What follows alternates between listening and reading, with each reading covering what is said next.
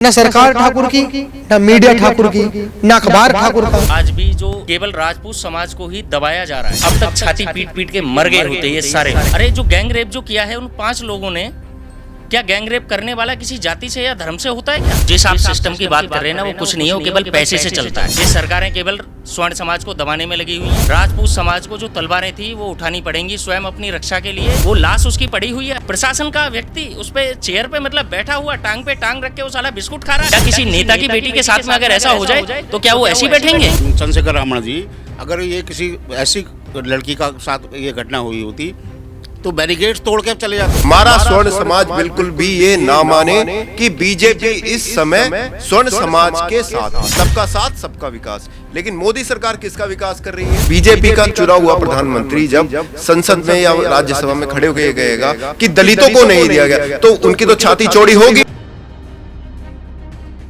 नमस्कार, मैं आकाश कुमार, स्वागत आपका हमारे चैनल पर। जिस तरीके से आपने देखा कि बिहार के छपरा जिले में एक लड़की जो 10वीं कक्षा में पढ़ती है, महज 17 साल की उम्र में उसका 5 व्यक्तियों ने गैंग रेप करा। गैंग रेप ये इसलिए मायने रखता है क्योंकि अभी जो मीडिया है, सोशल मीडिया है, उसमें बिल्कुल भी जिक्र नहीं चल रहा। क्योंकि जो रेप विक्टिम है, अगर बिहार में जैसे जातिगत राजनीति होती है, इतनी सारी चीज़ें होती हैं, तो अगर हम जातिगत चीज़ों की बात करें तो बिहार में जिसका रेप हुआ वो राजपूत समाज से आती है, और जिन्होंने रेप करा, जो विक्टिम थी वो राजपूत समाज से आती है, और जिन्होंने रेप करा 5 लोगों ने, वो पासवान कम्युनिटी से आते हैं। फिलहाल लोग और सोशल मीडिया पर एक बहस छिड़ चुकी है। कहा जा रहा है कि जो जनरल कैटेगरी के लोग हैं, क्या भारत देश में उनके लिए कोई जगह है? क्या उनके लिए कोई आवाज़ उठाने वाला है? अगर इस तरीके से अगर देखा जाए कि अगर जो रेप विक्टिम है वो SC ST कम्युनिटी से आए और जो रेप करने वाले हैं वो जनरल कैटेगरी से आए, तो शायद भारत देश में एक बहुत बड़ा मुद्दा छिड़ जाता। लेकिन अभी कोई भी अखबारों में चर्चा नहीं है, कोई भी मीडिया में चर्चा नहीं है। आइए सीधा बात करते हैं लोगों से कि आखिर में उनकी क्या राय है। नमस्कार सर, नाम क्या होगा आपका? मेरा नाम सत्यपाल राघव है। आपका नाम क्या होगा सर? मेरा नाम महेश सिसोदिया है। आपका नाम? मेरा नाम हेमंत सिंह तंवर है। आपका नाम? शैलेंद्र सिंह चौहान। सर आपका नाम? CP सिंह जादौन। सर क्या कहना चाहोगे, पहले जो बिहार के छपरा जिले में हुआ, एक लड़की का रेप हो गया, सारी सरकारें चुप हैं, इसको लेकर आपका क्या वो है? देखिए, जो लड़की है जिसका रेप हुआ है वो स्वर्ण समाज से है, और स्वर्ण समाज में भी वो राजपूत समाज से है। तो इसलिए जो सरकारें हैं अभी तक राजपूतों का शोषण ही करती आ रही हैं। वो चाहे कोई भी सरकार हो, उसने आप देखते होंगे तो अभी तक स्वर्ण समाज का, मैं राजपूत समाज तो बोलूँगा ही, क्योंकि राजपूत समाज ने जितना इस देश के लिए, इस देश की अखंडता के लिए, प्रभुता के लिए, मतलब जो भी न्यौछावर किया है वो किसी से छुपा नहीं है। लेकिन उसके बावजूद भी आज भी आज़ादी के 75-76 वर्ष अब मना रहे हैं, उसके बावजूद भी आज भी जो केवल राजपूत समाज को ही दबाया जा रहा है। अगर ये पीड़ित SC ST या OBC वर्ग से आती तो शायद ये जितने भी, चाहे वो भीम आर्मी हैं या राहुल गांधी हैं या मोदी जी हैं, वो कोई भी होता, अब तक छाती पीट पीट के मर गए होते ये सारे लोग। क्योंकि जो हमने मोदी जी को भी मैं कई बार देखता हूँ कि जो बोलते हैं कि भाई मतलब जैसे कि आरक्षण को ही लेके, कि आरक्षण कोई बंद नहीं करवा सकता है, किसी की माई ने दूध नहीं पिया है, इस तरीके से। अरे आपका एक भी मतलब बयान क्यों नहीं आया है? क्या वो बच्ची, मतलब आप उसको जातियों में बांट रहे हैं, सबसे ज़्यादा मतलब जाति पे बांटने का आप काम कर रहे हैं। अरे जो गैंग रेप जो किया है उन 5 लोगों ने, क्या गैंग रेप करने वाला किसी जाति से या धर्म से होता है क्या? सही बात। उनको सालों को वहीं पे मार देना चाहिए था। अगर वही मतलब पीड़ित उनके समाज से होती तब क्या करते ये लोग? सही बात। अभी तक ना तो मीडिया ना ही सोशल मीडिया पे ये आवाज़ नहीं उठाई जा रही है। इसका सबसे बड़ा जो कारण है वो ये है कि वो राजपूत समाज से होना क्या इतना बड़ा दुर्भाग्य हो चुका है हम लोगों का, कि राजपूत समाज में हमने जन्म लिया तो क्या मतलब, क्या गुनाह कर दिया है क्या? बिल्कुल। अभी जैसे सर जिस तरीके से जो बड़े अधिकारी हैं पुलिस वाले, वो ये कह रहे हैं कि वो जो लड़की है उसकी कुएं में गिरने से मौत हुई है। जो रेप विक्टिम, जो महिला जिसका रेप हुआ है, उसकी माँ जो है वो रो रो कर कह रही है नहीं, मेरी बेटी का बलात्कार हुआ है, उसे मारा गया है। तो हमारा सिस्टम किस तरीके से है, मतलब कोई ऐसे ही बेवकूफ बनाकर जा रहा है? इतने बड़े बड़े अधिकारी जिन्होंने यूपीएससी की तैयारी करी है। देखिए सिस्टम तो कुछ है ही नहीं। सिस्टम जिस आप सिस्टम की बात कर रहे हैं ना वो कुछ नहीं है, वो केवल पैसे से चलता है, ठीक है। और जहाँ राजपूत समाज की बात आए या स्वर्ण समाज की बात आए तो वहाँ पे सब मर जाते हैं। सिस्टम को तो अलग साइड में कर दिया जाता है। ये सरकारों की गलती है, ठीक है, जिसको हम झेल रहे हैं। ये सरकारें केवल स्वर्ण समाज को दबाने में लगी हुई हैं। वो चाहे स्वर्ण समाज के साथ में बलात्कार हो उनकी बच्चियों के साथ में या कुछ भी हो, अब वो समय ये आ चुका है कि स्वर्ण समाज को, राजपूत समाज को जो तलवारें थी वो उठानी पड़ेंगी स्वयं अपनी रक्षा के लिए, और स्वयं ही बदला लेना पड़ेगा। ये शासन प्रशासन ये सब बिकता है। वो माँ, उसके साथ में बैठा हुआ उसका बेटा छोटा और उसकी बहन, वो वहाँ पे मतलब विलाप कर रहे हैं। वो लाश उसकी पड़ी हुई है, प्रशासन का व्यक्ति उस पर चेयर पे मतलब बैठा हुआ टांग पे टांग रख के वो साला बिस्कुट खा रहा है। कितनी शर्म की बात है। काश अगर उनके साथ में वो जो प्रशासन का व्यक्ति था उसकी बेटी के साथ में ऐसा हुआ होता तो क्या करता? क्या वो ऐसे ही बैठता? क्या किसी नेता की बेटी के साथ में अगर ऐसा हो जाए तो क्या वो ऐसे ही बैठेंगे? क्यों किसी के मुंह से क्यों नहीं आवाज़ निकलती है? लेकिन सबसे बड़ा सवाल यह है कि हमारे देश में तो अगर किसी का रेप भी हुआ है, महिला पुलिस तो होती ही है, वहाँ पर तो कोई महिला पुलिस भी नहीं थी। ऐसा क्यों? ऐसा इसलिए ना क्योंकि वो राजपूत समाज से आती हैं। राजपूतों का मुझे ऐसा लगता है कि इस भारत में राजपूतों के लिए कोई जगह ही नहीं है। जैसे राजपूतों ने इस भारत के लिए कुछ किया ही नहीं है।